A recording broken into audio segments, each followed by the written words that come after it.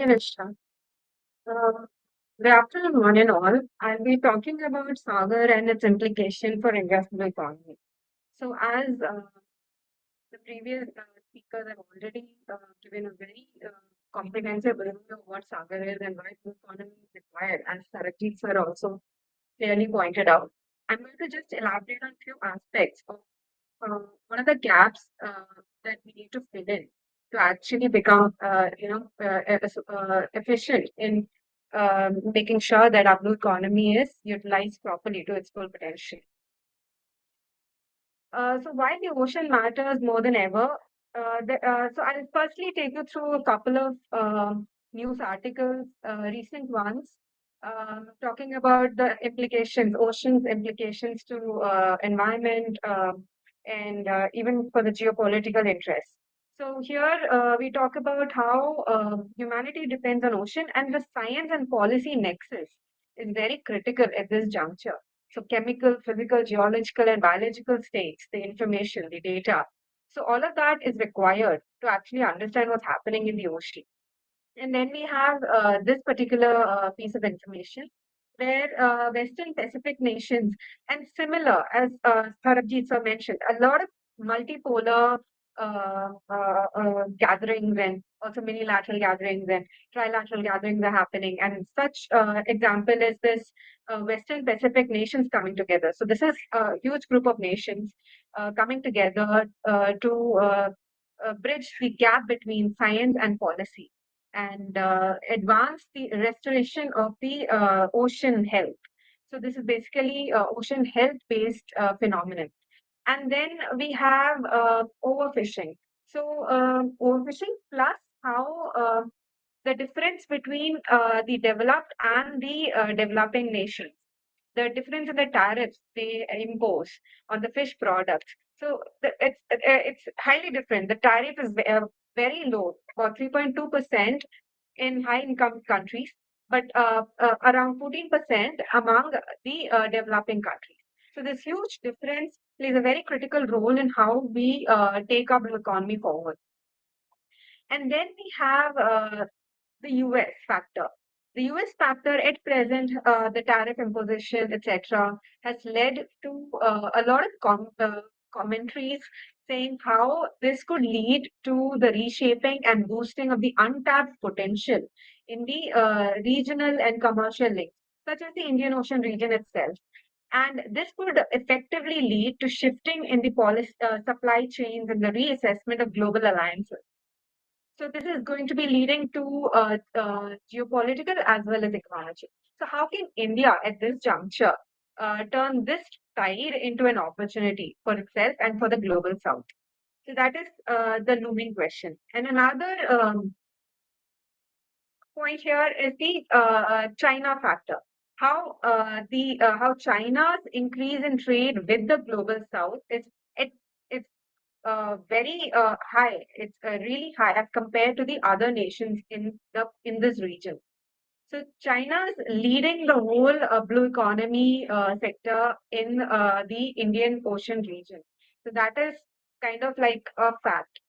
And with the US tariffs set, trade lanes are already shifting, and China is actually benefiting from, as previously mentioned. China is said to benefit from all of these factors that US is putting forth. So blue economy is now a new frontier where for economic. And among all of this, blue economy is actually a tussle between the economic resilience and the sustainability of different nations in the region.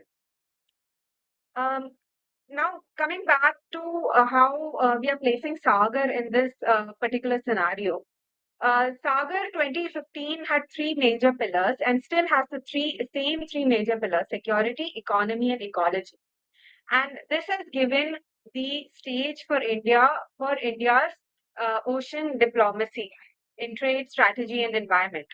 And till now, from the review that I could do, India has been involved in exclusive economic zone surveillance, search and rescue, first responder initiatives, oil spill disaster management, and and also trying to maintain adherence to international with its regional partners, such as Maldives, Mauritius, Indonesia, Japan, etc. So these are the major sectors that by far SAGAR, under the umbrella of SAGAR, it has happened. Plus, a lot of different policies have also been implemented. But uh, SAGAR as such, under the umbrella of SAGAR, like the direct direction of SAGAR, these strategic placements have taken place. So, how does Mahasagar come into the picture and how can Mahasagar contribute?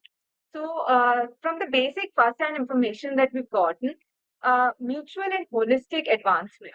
So, there have been certain additions. So, now the term Global South has been highlighted.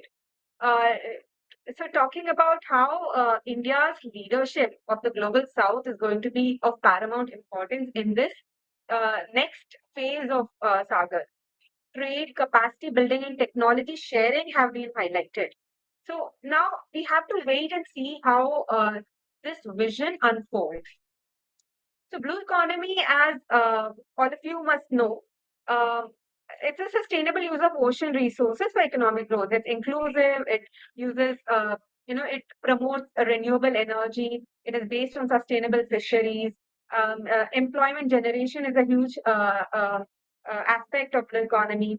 And various sectors, fisheries, tourism, are all part of blue economy. And a lot of emerging sectors such as seabed mining, marine biotechnology, are all picking speed in the economy in all the part of the world.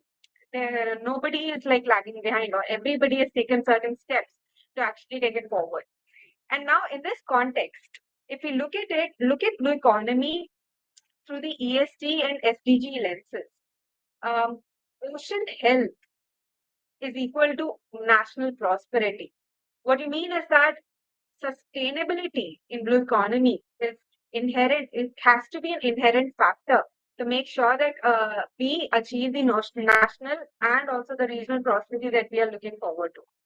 So India's Blue Economy Draft Policy 2020 lists out a set of recommendations, a vision of how we want to take it forward. For example, the National Accounting Framework, the importance for marine spatial planning, marine fisheries, manufacturing, trade, technology, skill development, deep sea mining, security, collaboration. So all of these have been recommended in the policy. And the blue economy policy has, if you see the alignment, so the larger ecosystem has various other policies: Sagar, Sagarmala, Deep Ocean Mission, India in Pacific Oceans Initiative, Act East policy, oceanography from space, launching of the Data Boys, New India by 2020, Amrit Kal Vision 2047, Project Mosam for the heritage perspectives between the countries, and India as a net security provider. So all of this provides in enabling ecosystem, of course.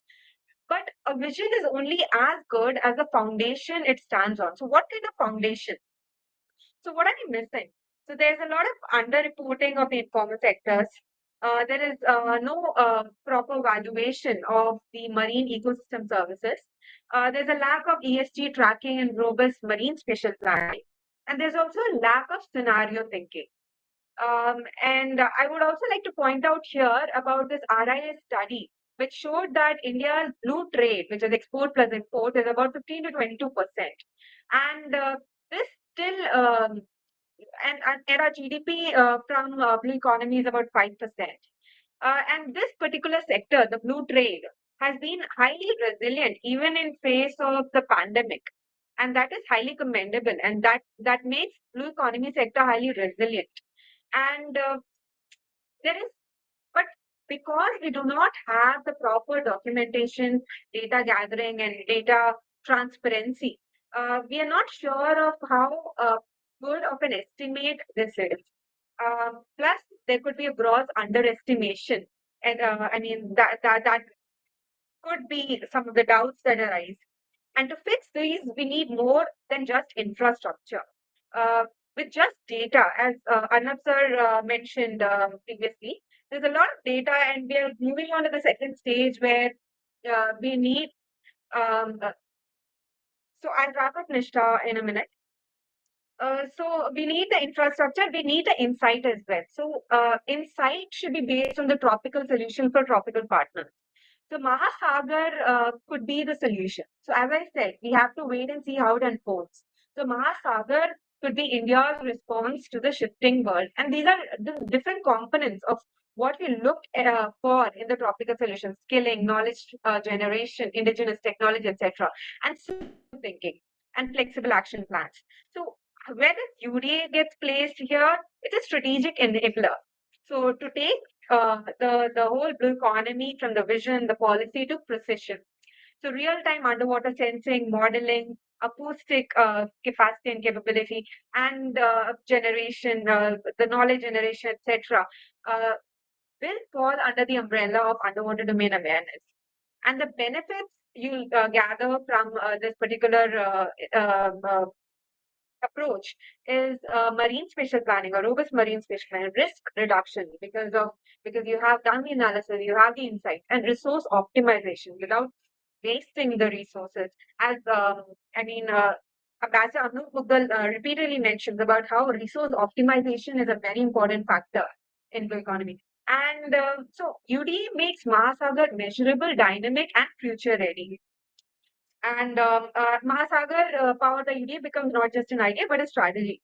And India's growing maritime link. So I'll just skip this. So India's growing maritime with all these BIMSTEC, IORA, ASEAN, IOC, all these regional forums. How can we connect innovation partnerships, technology localization, skilling and capacity, trade facilitation, blue investment? But none of this work will unless we build from the bottom up. And India's leadership for the global south will depend on Mahasagar plus UD, which could become the blueprint for collective maritime resilience. So let's co-create the ocean economy of the future with equity, insight, and shared purpose. So with this, I conclude my presentation. Thank you.